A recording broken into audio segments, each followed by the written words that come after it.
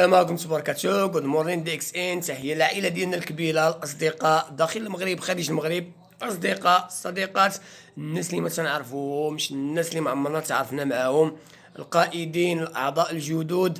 تحية لهاد الشركة العظيمة بفضل الله سبحانه وتعالى، الرائدة في ميدان التجارة وفي ميدان التواصل. بفضل الله استفدنا منكم صراحة الله بزاف ديال الحوايج، استفدنا منكم العزيمة، استفدنا منكم الإصرار، استفدنا منكم يعني حسن الأدب، الأخلاق، التواصل مع الناس. يعني صراحة الله هاد الشركة هادي عندها واحد الفضل عظيم بفضل الله سبحانه وتعالى، وفي نفس الوقت راه نوع من صلة الأرحام والتعارف، وهذا النوع ديال التجارة وهذا النوع ديال العمل تيخلي الإنسان أنه يتعامل ويتعاون. وكذلك الله سبحانه وتعالى قال: وتعاون على البر والتقوى ولا تعاون على الإثم والعدوان. فضل الله سبحانه وتعالى. معكم محمد أمين، عضو من أعضاء شركة دي اكس ان، مدير مؤسسة الفراسة الأعشاب الطبية والزيوت والمقطرات، صانع تقليدي للمقطرات وتحضير الأعشاب بالطريقة التقليدية. نسأل الله سبحانه وتعالى التوفيق. نحن متواجدون في مدينة فاس بإذن الله عز وجل، العلمية، فاس العتيقة، فاس العالمة بإذن الله عز وجل.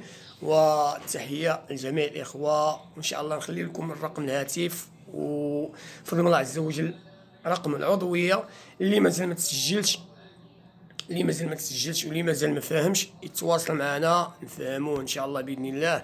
باذن الله كل شيء بالتوفيق وبالاصرار. والانسان الحمد لله اللي جميل في هذه الشركه ان العضويه تبقى لك مدى الحياه، النقد ديالك ما تيمشيوش، يعني خصك تتحرك شويه تخدم. تقدر يجي واحد الفتره، تقدر مثلا عادي هذاك الشيء راه تيوقع، تقدر واحد الفتره مثلا تجيك شي ظروف خاصه او تجيك شي عمل خاص او وإنسان. واحد النقطة مهمة اللي نركز عليها، راه كاين بعض الناس اللي عندهم الأسحار وعندهم التعطيل، إما عين إما حسد، إما المهم عندهم الجانب الروحي، خصهم يردوا بالهم. ولا حسيتي بالملل ولا حسيتي بشي حاجة اللي تقول لك داخليا هاد الشيء راه يكذوب، هاد الشيء راه ما غيوصلش، هاد الشيء راه ما عمرك دير به شي حاجة، هذاك المانع السلبي اللي تيهضر في وسط منك، قول اعوذ بالله من الشيطان الرجيم، قرا سورة قاف، قرا سورة المعارج، قرا سورة نوح باذن الله، هاد ثلاثة السور وسورة الملك باذن الله عز وجل.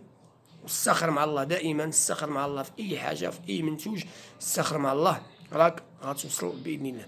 واحد النقطة مهمة، بعض الناس تيدخلوا لهاد الميدان يعني هو كوميرسيال وتيبقى يدير فيها طبيب، هذا راه غلط.